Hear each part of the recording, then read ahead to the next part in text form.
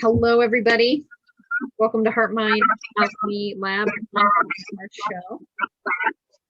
Oh, I'm getting a little bit of feedback. I'm just trying to make sure it's not me. How does this sound to you? Can you mute? Kaio? Oi? Can you mute for just a sec? Okay. Let me just see. Okay. Oh, yeah, that's better. So maybe make sure, Kaio, that you don't have any other devices that are streaming our sound somehow through, because it feels like there's some feedback somewhere in the system. So, okay. Well, welcome again to HeartMind Happy Hour. I'm very glad to be here on a Friday afternoon and hope that wherever you are doing well. And I'm very excited today to have Kaio Shimanski with us from Brazil. He is a biohacker and technoshamanism, which we'll go into later because is that the coolest term ever? and coach. And really excited to have him here on the show. Kaio has been posting some pretty amazing graphs that he's recorded with his meditations on Mind Monitor, and has been talking about stream entry and entering deeper meditation states. And so I think we're going to wade in the waters today of the sort of more hardcore Dharma with Kaio and hear from him his experiences. He's a student of Daniel Ingram, his studying his methods and mastering the core teachings of the Buddha, and has really, obviously, from his crafts and his sharing of experiences, really has an incredible depth of knowledge in that area. And this issue has come up from time to time, certainly, of people talking about deeper meditative states and what you can see on a Muse graphic correlates with that. And so I'm really excited for Kaio to kind of dive in and share his experiences. And then we'll actually share some of his graphs and talk through them with him, as also talk about some of these other things that he's been involved with. He's really a pioneer in spirit tech, and he's going to share, again, kind of his experience and teachings in techno-shamanism with drones, VR, AR, and more. So I am super excited for this interview. I think it's going to be pretty geeky, pretty deep into meditative Dharma, and who knows where it'll go, but very excited for it. So welcome, Kaio. Thanks for coming on the show. I really appreciate you being here.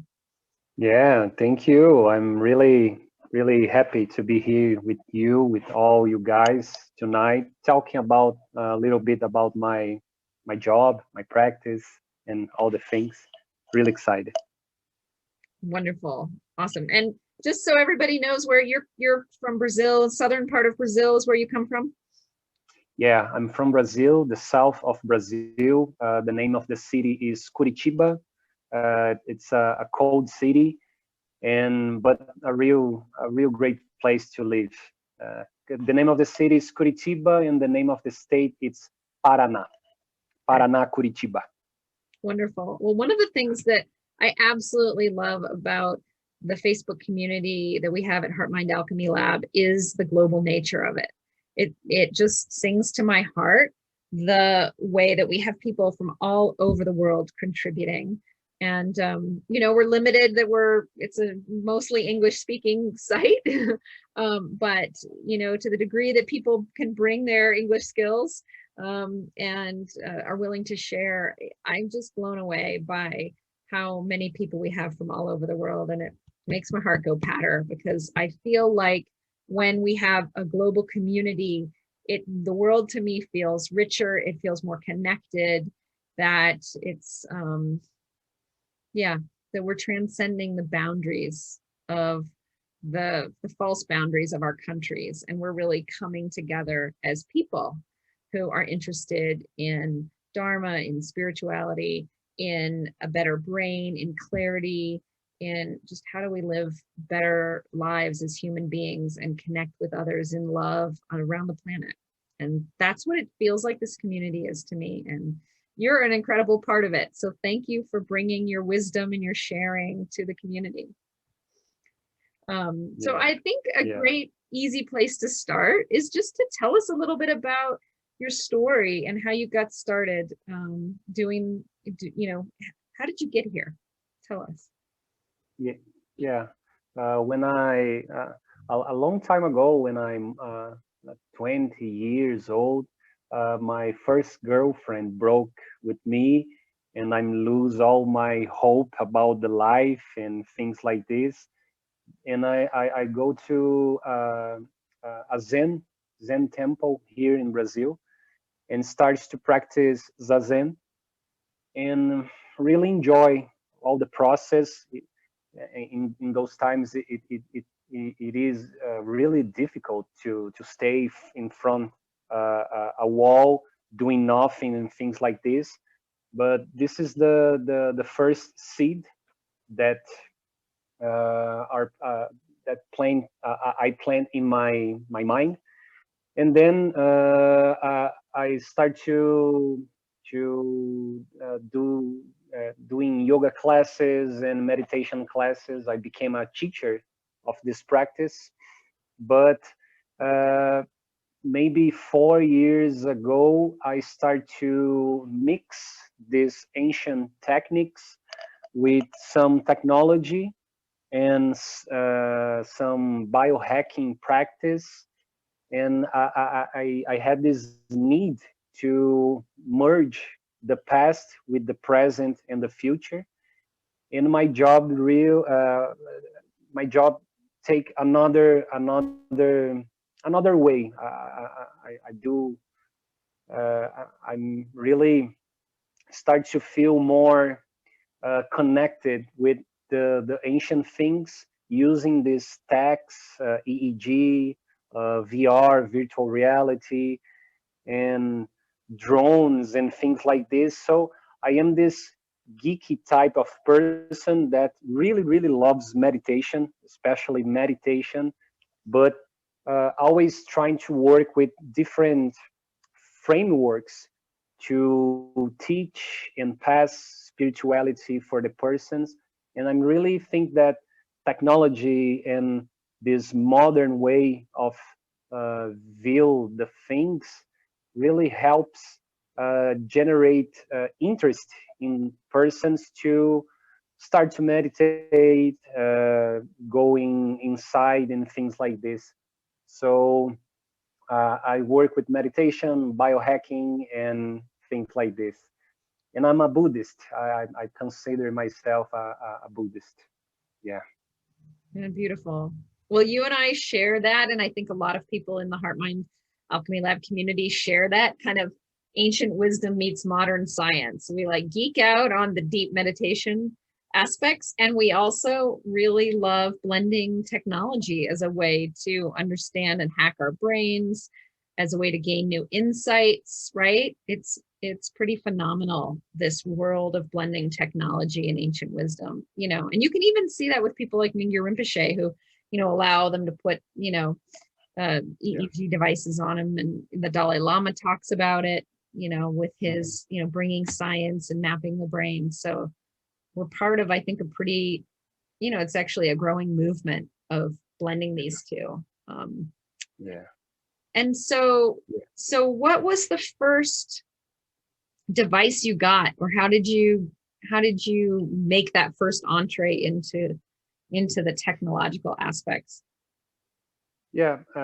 Here in Brazil, it's really difficult to get in touch with this kind of technology. But in the same day, I visit a company that works with virtual reality, and I experiment the headset that is called HC Vive, Eight a good nine. headset, Okay. HC Vive, a good headset 4 years ago, not so good in this moment, but and in the same day, my muse, I buy the muse, and I bought the muse, and the same day I test the VR and the EEG.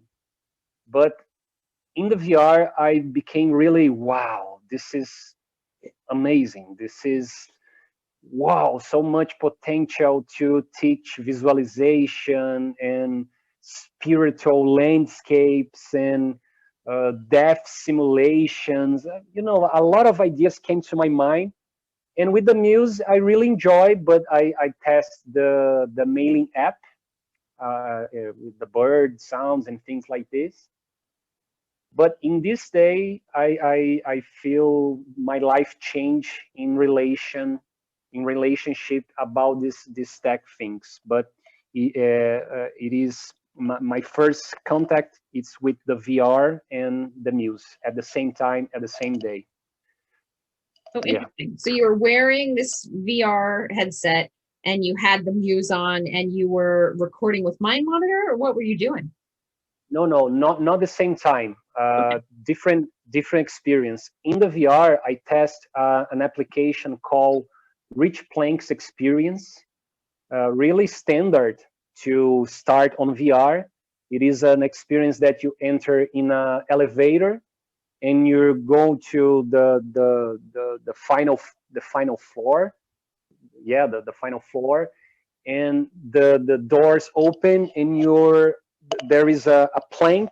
Oh, I've done. Yeah, Yeah. yeah.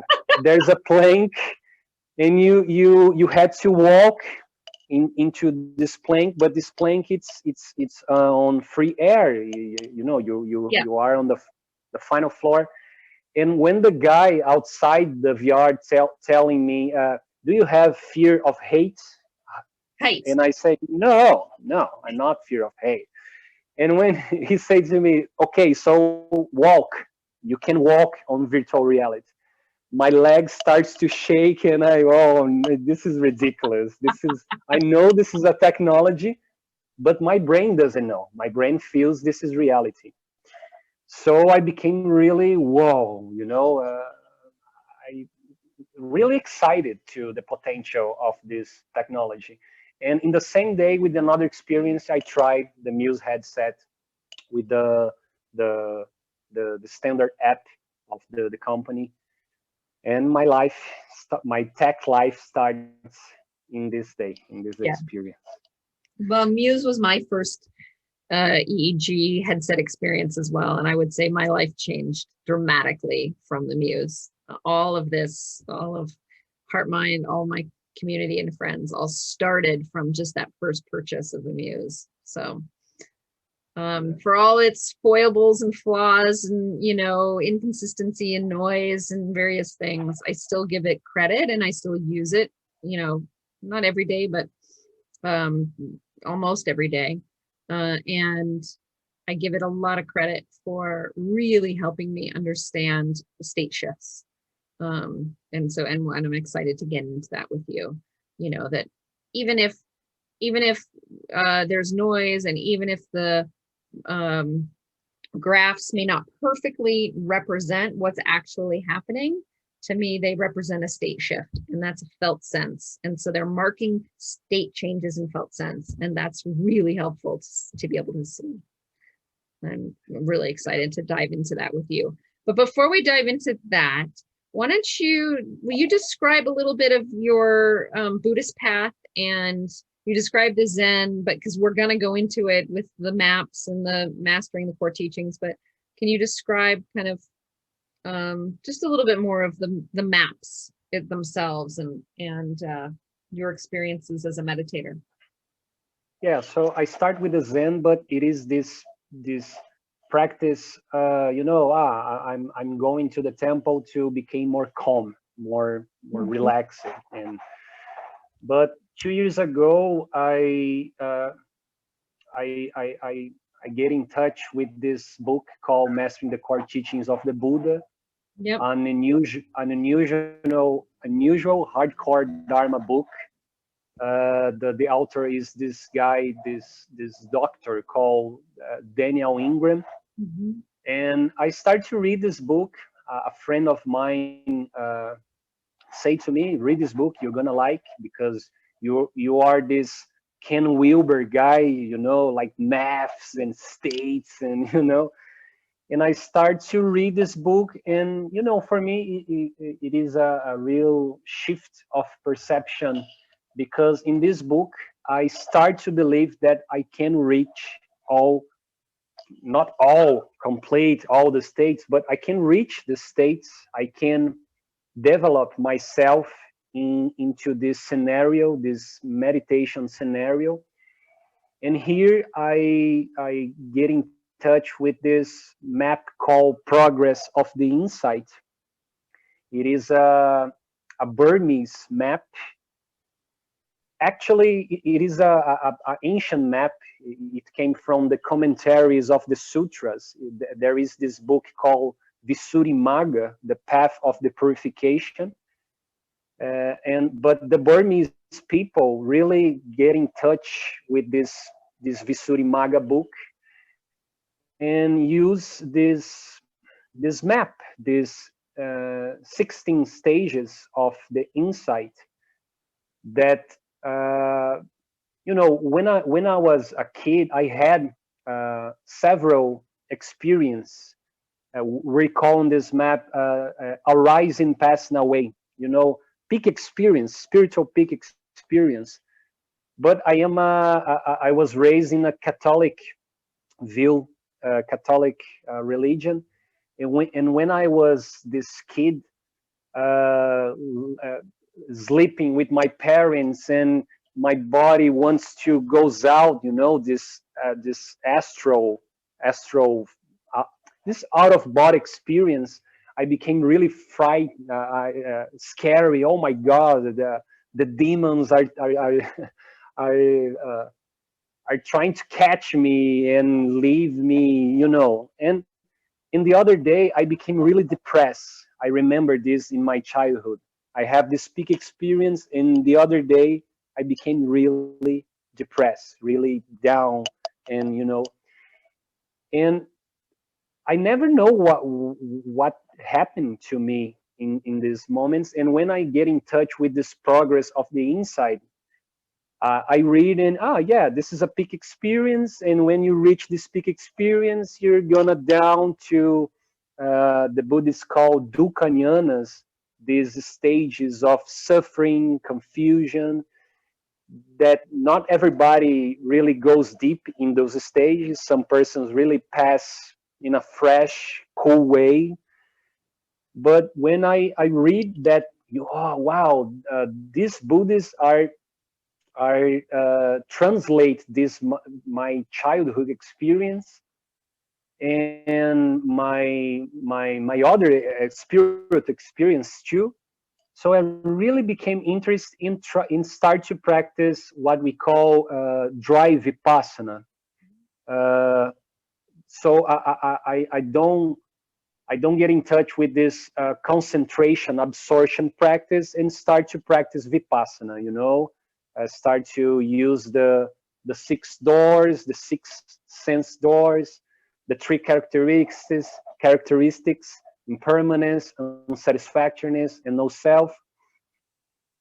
And the practice really goes up, and I start to know more about the maps, know more about all the stages, and I am in love with this map, and my main practice now is vipassana, using the progress of the insight map.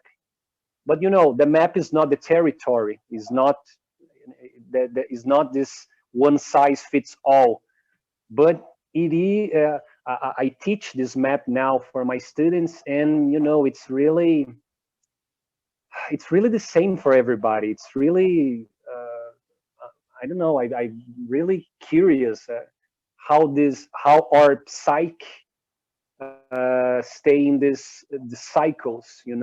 One time we are really happy, had this peak experience, and another time we're going down, and then we leave this dark night of the soul and became really equanimous, really neutral about our emotions.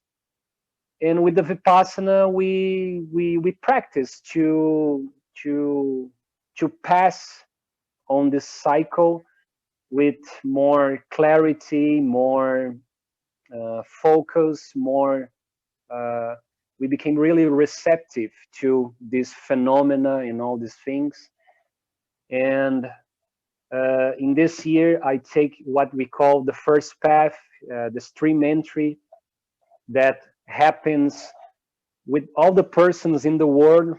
Even those persons that don't meditate can reach this stream entry, this first stage of awakening. But with this drive vipassana, with this method that it is called the noting practice. The monk that teaches this noting practice is called Mahasi Sayadaw, a modern monk from Burma, really famous in the vipassana scenario. And using these notes about this phenomena, we can pass through these stages and reach this final point that reality shuts down and turns on again. And now you had this sense, this empirical sense of that non-duality. It's a real thing. It's not a woo-woo thing, spiritual new age, thing. It's there. It's already there. And that's kind of my background in the Buddhist path. And yeah, of course, I'm now training the absorptions scenarios too, and even the loving kindness practice, because if we only practice the drive vipassana, we can, I don't know, maybe became really too much tense and tough and cold. So it is necessary to using these other techniques to soften the heart and uh, bring this focus on our mind and things like this. But yeah, this is my Dharma scenario. But I love Vajrayana and Mahayana scenarios too. But I'm really feel in home with the Theravada path and the classical way of uh, practice, the Buddhist classical sutras and things like this. Yeah. Yeah. Yeah, beautiful. Thank you for describing a little bit more in detail about that and about that path. So it's yeah, it's obviously a very rich and important one. So do you want to show how about if I screen share and show one of your graphs, and maybe you want to describe a little bit about what happens, that shift. Are we ready for that, or is there anything more that you might want to say about the maps and kind of, or is it easier to talk about them with respect to the graphs? Yeah. So the progress of the insight, it's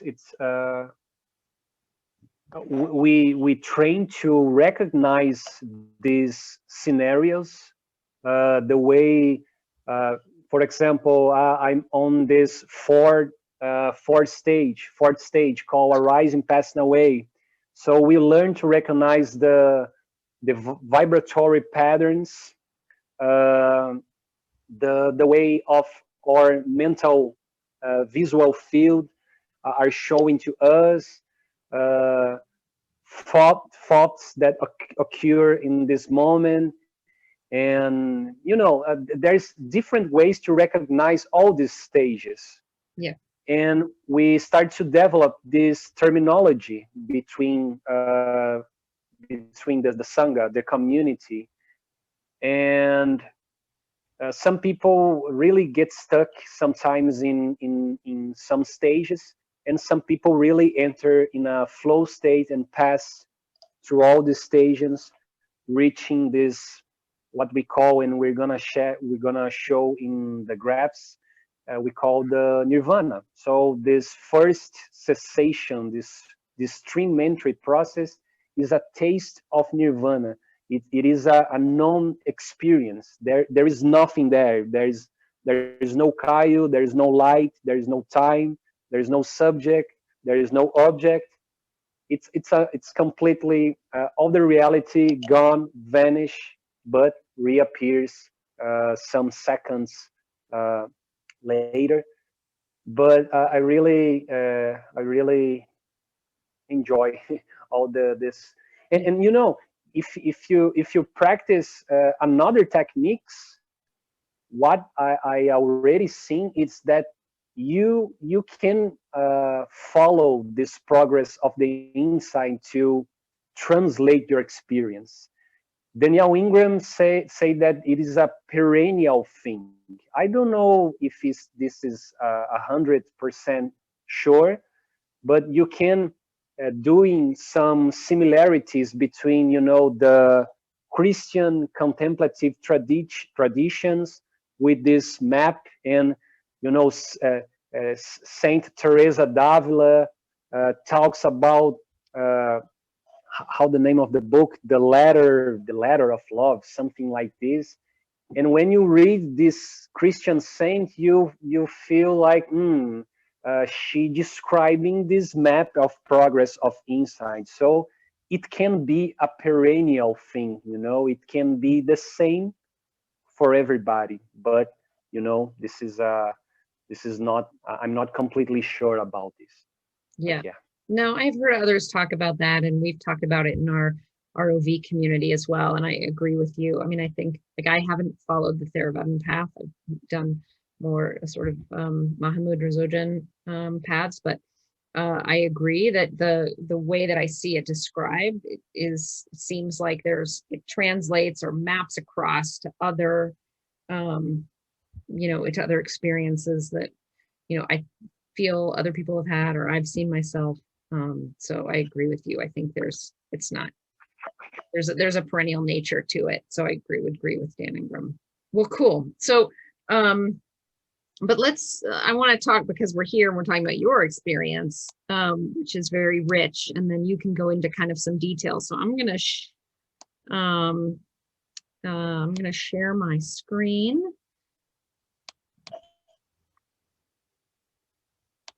So can you see that? Oh, hold on just a sec. Okay. Can you see the graph? Yeah. Great.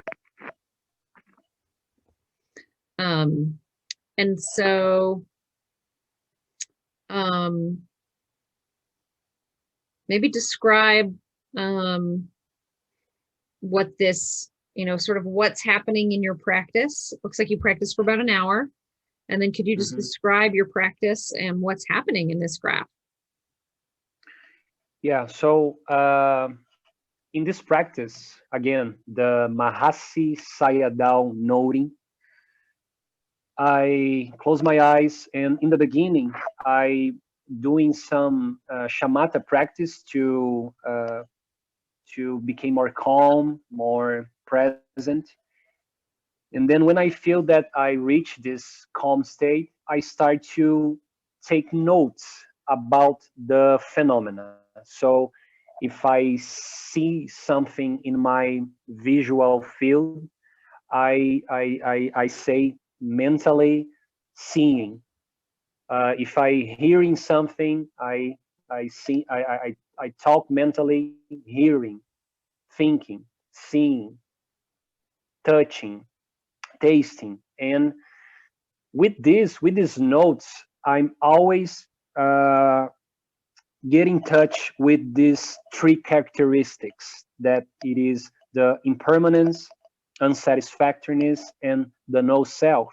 So moment by moment in my experience, I'm use my mind to look the impermanence of these phenomena. So a smell arises in my nose, but these smells cease to exist, dissolve. So impermanence, nothing is permanent. All the phenomena are changing, are in a constant flux, always changing. And sometimes my mind trying to grasp these phenomena, and I became really I entered in the state of the contraction. And in this state of contraction, I realized the dukkha, the unsatisfactoriness, you know. So, okay, my body, my body start to contract. Oh, okay, this is dukkha, this is unsatisfactoriness. And the no self, it's for me, it's more, it's the more simple characteristic, because I don't have any control about this phenomena. If a dog barks outside my environment, it is not me that invoke this bark. The bark only happens when I you know, how the can I say, when I start to think about what I'm gonna eat late, what I'm gonna eat. Uh, there's no one inside my body, inside here, saying, I'm gonna think about what I'm gonna eat. The fault only happens, only shows for naturally. That there's no one control this fault process. So in this graph, in the beginning, I in this scenario of what we call arising, passing away, it is a subtle moment that my energy rise up. It's more, it's like this really lightly Kundalini phenomena, that, you know, my energy goes up, and then when this energy goes up, I can goes down, entering this state that we call in this math dissolution, that my sense of ego starts to dissolve in the phenomena. In the beginning, it is really clear to notice the beginning of the phenomena, the middle of the phenomena, and the end of the phenomena. But when I enter in these stages of the dissolution phase, it became more difficult to get in touch with the beginning in the and the middle of the phenomena. But the end, it's really clear. So the phenomena starts to only dissipate and goes out and die and die. All the phenomena die, die, and die. And there is a process that we call equanimity, that my body and mind became really, really neutral about all the process. Uh, in the beginning of the practice, these sense doors, we can differentiating they. So yeah, this is my ear, this is my nose, this is my mind. But in the equanimity phase, uh, we cannot differentiating these sense doors. Everything starts to become one. So it's only phenomena arising and vanishing, arising and vanish. But I don't know how, I don't know where these phenomena are entering in my body, in my mind. And I became really, really neutral. It is a state of it is not a pleasure state. It's neutral, like a lake without waves. Uh, a lake, yeah, a lake without waves.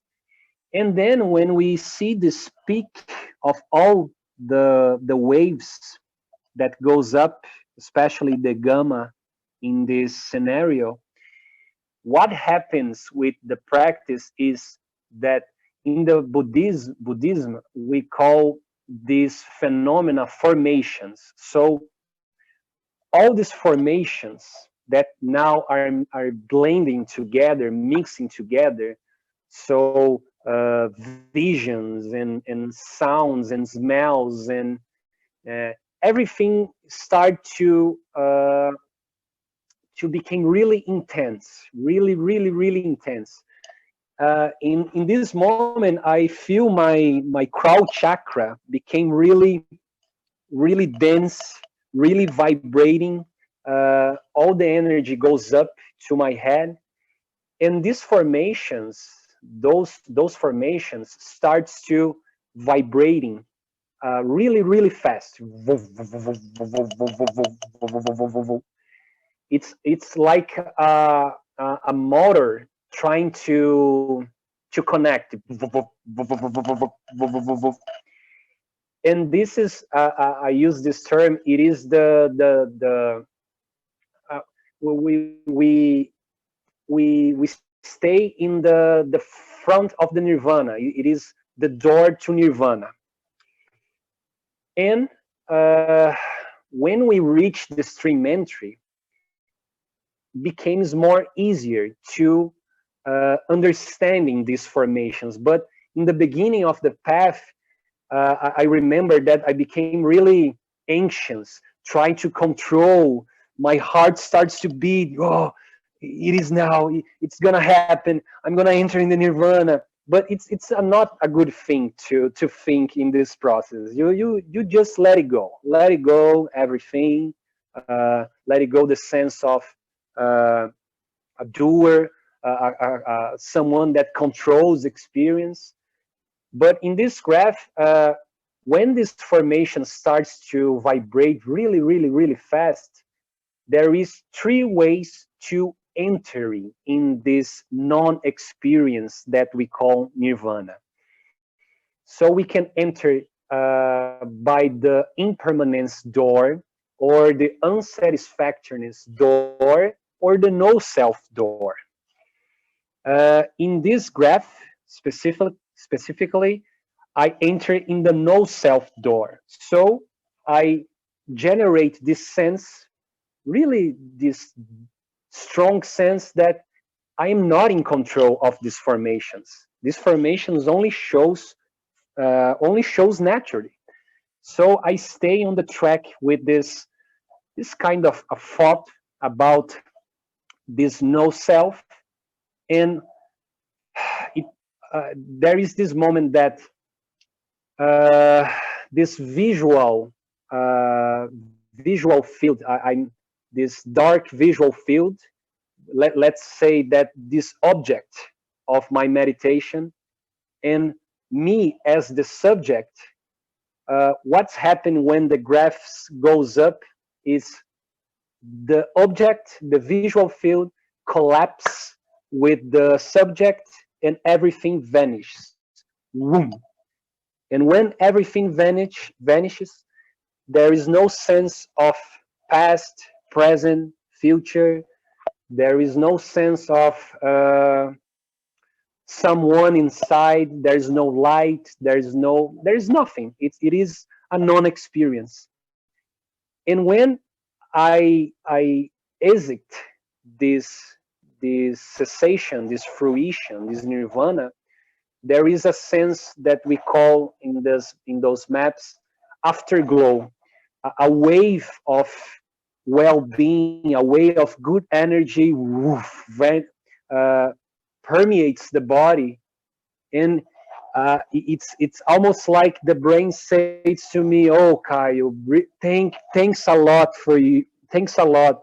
Uh, uh, I cannot handle anymore this persona called Kaio, and thanks a lot for giving me this reboot." So for me, it's a reboot. We press this button of reset, and the brains goes out, the persona goes out, the reality goes out, and then he appears again. In the sense, after, it is a good thing to feel, because my day became really more present. I can perceive the phenomena moment to moment, and I'm not grasped too much to say, this is me, this thought, it's me. And I really feel liberated in the space when I reach these fruitions. there is some fruitions that more deep, more intense, and there's some fruitions that more soft and things like this. And when we reach this first fruition, we reach the stream entry. We reach this first stage of enlightenment.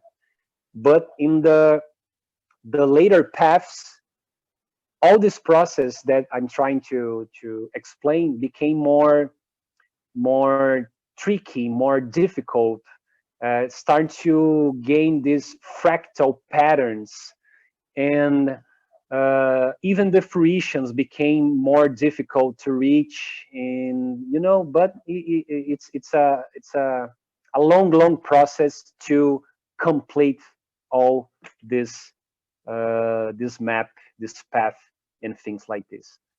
But it is really cool. I recommend to everyone that had interest to train yourself to know how to do a fruition, a cessation, because when you do once, you can do more. You know how to reach those places, and it is the brain and the body really thanks you to reach this process. Yeah. Thank you for that detailed explanation of the path. So beautiful. And I think you can really see in this graph this energetic gamma right before you enter the stream entry there, that you see how the energy raises in your body kind of as a prelude or precursor to that stream entry. Do you agree? Yes. In this equanimity phase, we call there is this low equanimity, middle equanimity, and high equanimity. And in the high equanimity, I'm always seeing this gamma starts to become really more uh, agitate. I don't know if this is a correct word, but and starts to goes up, and beta sometimes follows the gamma Yeah. waves too. And in these formations, these vibrations that goes fast, the gamma starts to goes up. And when I think the process of cessations happens, it is the peak of the gamma. Right. But today I start to learn to enter, because I'm always entering in this cessation moment, Mm-hmm. in this door of the no self that I explained, this collapse between object and subject. Yeah. But today I'm starting to develop more the impermanence door.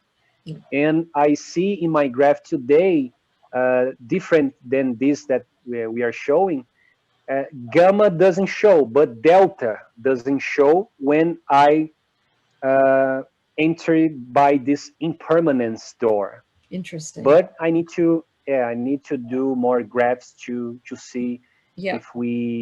if I can reach this pattern. We'll have to compare notes because I have graphs where delta, I would say it's a delta dominant. And if that's kind of the same thing that's happening, because it's very similar to what you're showing here, but it's a delta dominant graph. And I want to look back at some of I have some graphs like this too. And I'm curious to compare notes at some point with you. Of course. Yeah, interesting.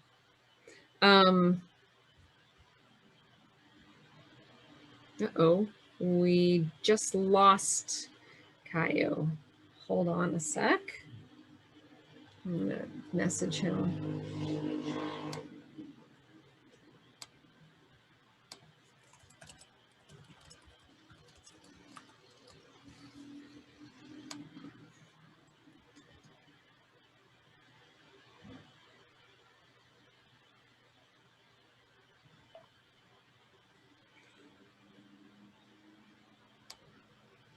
Yeah, I'm back. Sorry, Okay, I don't know okay. what.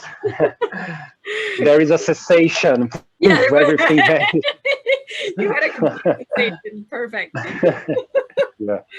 Well, yeah, I think it'll be very, very interesting to see as you progress in your practice, for you to share, keep continuing to share what's happening and how your graphs are progressing for sure. And definitely encourage other people who are in this path to share as well.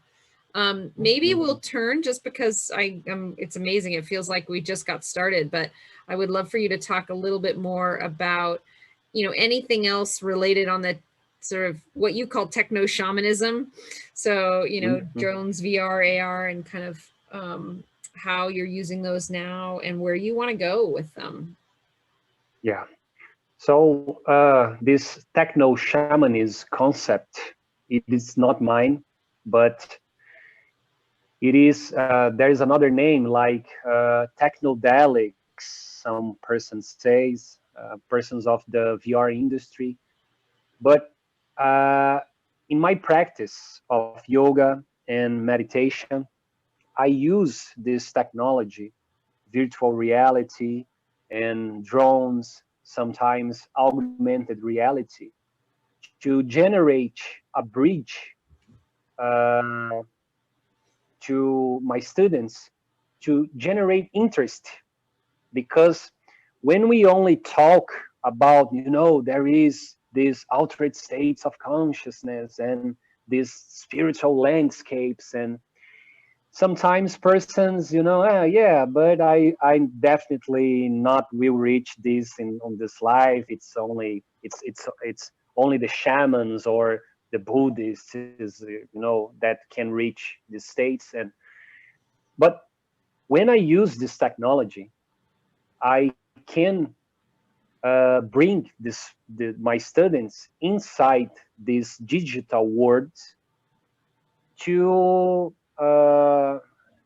give to them a glimpse of what we can reach with our minds and our spirits and things like this. So I am a person that works with meditation, but I'm always trying to bring deaf subjects on my classes.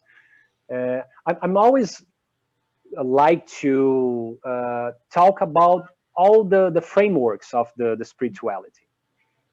And with the techno shamanism, there's some, for example, some applications in virtual reality that simulates near-death experience. That's it's a shamanism subject. And I put the Google, the VR headset, and my students had this digital dying, and became, when they take the headset, I always think that this person became really interested to talk about death, to talk about this symbolical death, for example, that shamans uh, experiencing in different rituals and things like this. So I work with this near-death experience.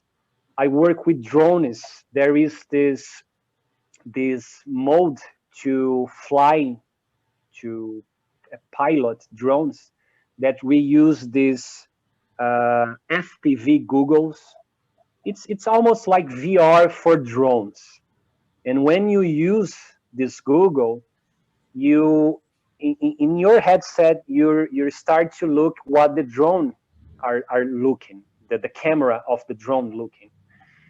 And I'm do a lot of experiment with my students, that I put the Google in the person, and starts to pilot these drones really far, and the person feels that she became a bird, like she became she starts to have this technological power to goes out of his body, and had this different vision about the world, about herself.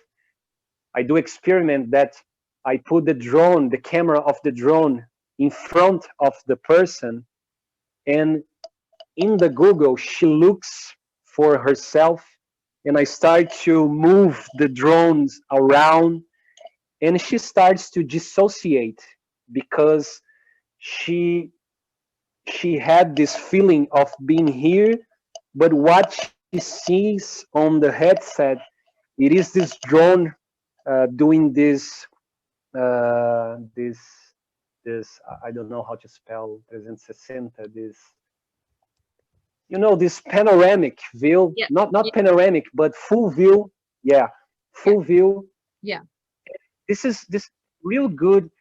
You know, when I start when I practice with this technology, it is not as, you know, with this technology you're gonna reach all the spiritual landscapes only with this technology.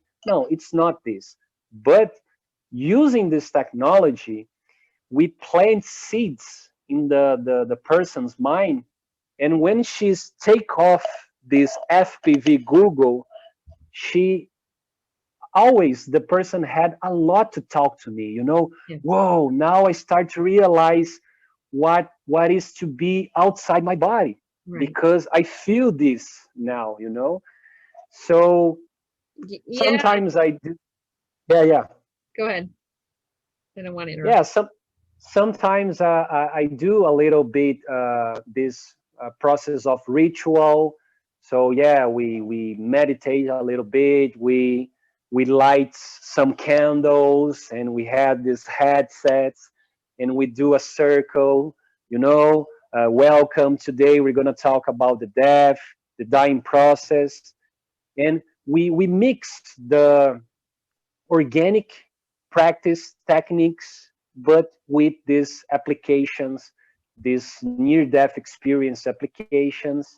And I think this is the future. You know, uh, Facebook even announced this week that they start to create the metaverse, and I really think that soon we're gonna live inside these digital worlds, and I don't know what will happen. I don't know.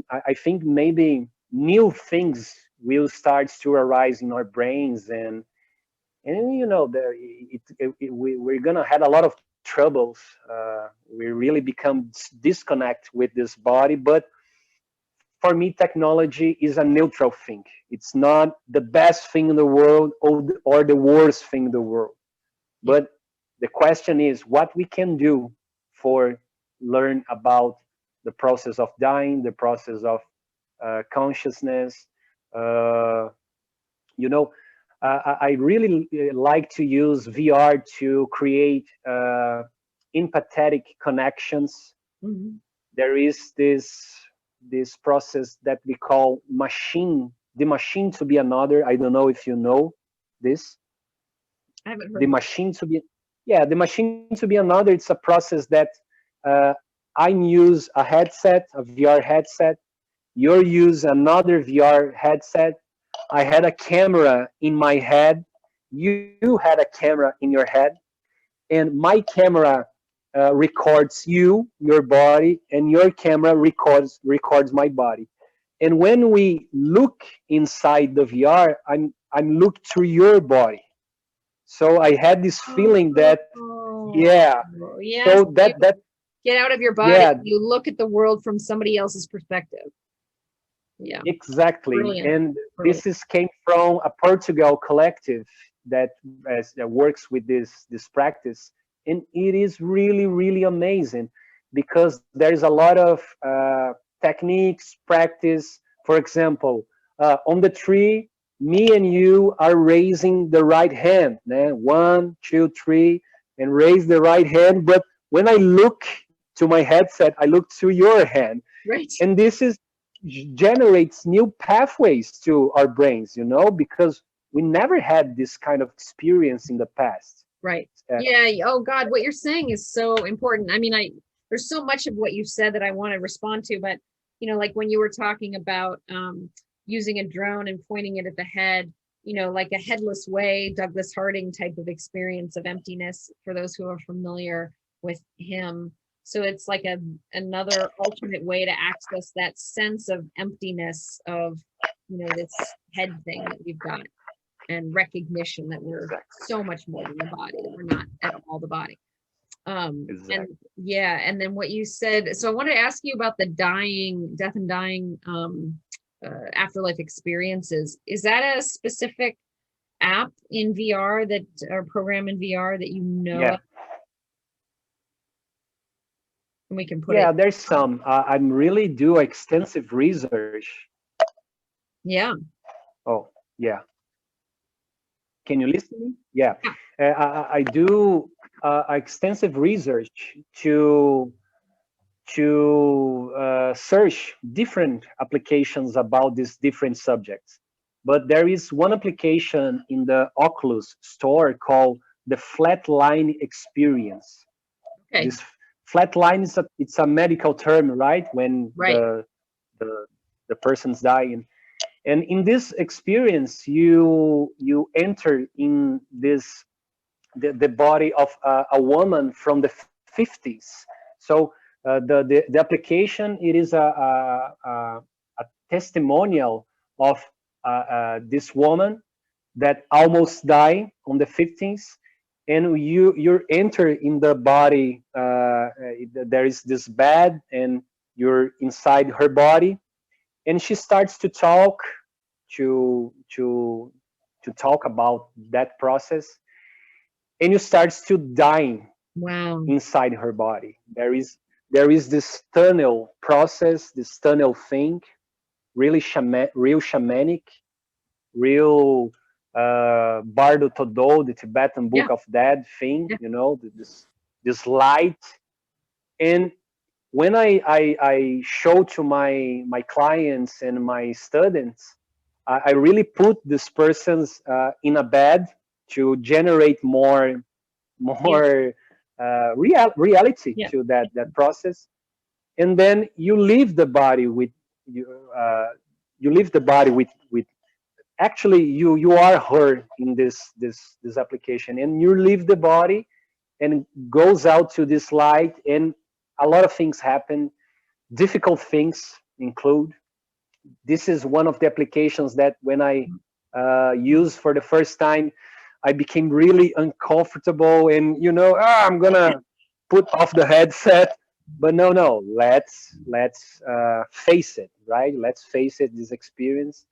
And in the end, everything became fine, because it's a near-death experience. It's not a death experience, but really generates a sense of what is the process of dying, what will happen when I will die. And there is another application that I remember now called The Transition, a free application on the Oculus that is really soft. There is this cartoon style, and you enter in a boat, and you go away with this boat, and in some moment a dog follows you in this boat, and it is really a soft experience. And in the end, you leave the boat as a soul, and you look to the sides, there's another soul goes out. And I remember a moment that I put 18-year old old woman, and she recently lost her sister. And when I do these workshops of technology, she became really interested to talk about the death, because she really, you know, uh, she had 18. I don't know how to spell, but 80. I'm spell Yeah. correct. Yeah, and she really became she in that moment, had a lot of fear inside of her, because she passed recently to a death process. And when I put her in this soft experience, I can see her smile. I can see that she became really calm. And in the end of this application, there is this white, this this moment of nothing, this white. And when she takes off the headset, she does a joke, you know, I don't like this color white. I want a more white, more vivid when I'm going die. And when she do this joke, I realize, this process softens, soft, uh, became inclines her to talk about this death process in a more natural way, you Mm. know. And she starts to ask me, Kaio, what you know about death? You know, she became curious Yeah, about yeah, that subject. yeah, And the headset, the application really helps. yeah. That's beautiful sharing, and I think it's the theme that you're really talking about that you were talking about before with the camera on each head, and being able to look at each other is this ability to really step outside of our own our frame of reference of our experience and give people radically new experiences that push the boundaries of what their experience of being human, Yes. making experiences like death, which are so scary, for a lot of people, difficult to talk about. um, this whole experience of afterlife, which I don't feel like, especially in this country, we don't do a great job of really legitimizing the wealth experiences that people talk about that are real experiences. And so all of this is just using technology to really help give people and these like new eyes to see the world and open them up. Exactly. Yeah, Yeah. it's super profound, and I love the way that you're blending your love of the ancient wisdom with technology to bring people into altered states of consciousness, altered experiences of consciousness, all in the aim of opening them up and helping them, ultimately. I would assume it's this generating senses of interconnectedness, right? Breaking down the barriers of our subject object, of me in here and you in there, which is not true. Right? We know this once we start to have non-dual experiences. We realize that Hmm. fundamentally I am you and you are me, and everybody wants me. Hmm. Um, and yeah, it feels like it feels amazing, actually, to be a witness to that happening. And I'm so thankful for you for the work that you're doing to facilitate that where you are for people. That's fantastic. Yeah. Great. Great. Really Well, appreciate your words. yeah, I'm aware of the time. And so I just want to be respectful of that, of your time. And so I want to, one, just give you a sense or give you a chance to say anything that you haven't said that you really feel is important. And then I want to also share Centro Pineal as your website. And we'll put Yeah. it in the show notes, but maybe say a little bit about anything about that and anything else that you want to say before we close. Yeah. So I think my final words, it's I always believe that all this process that we are reading in the books, watching in videos, listening in the podcasts, we can reach everything for ourselves. We definitely had this potential to change a little bit about the way we look to this process of living and things like this. So uh, yeah, it is everything. It's true. This spiritual thing, it's not a woo thing. It's definitely a scenario that it is already present to everybody.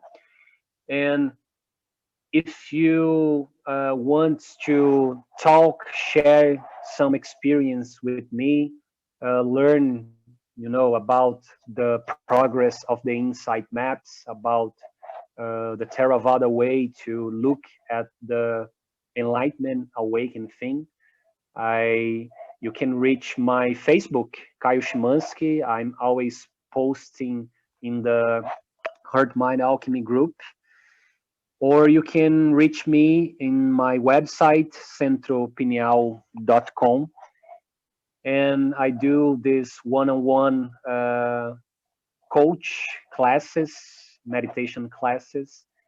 And if you want to talk to me about this technological process, I will be really happy, because I here in Brazil I feel a little bit alone, because not everybody had first this technology, and not everybody wants to work with this.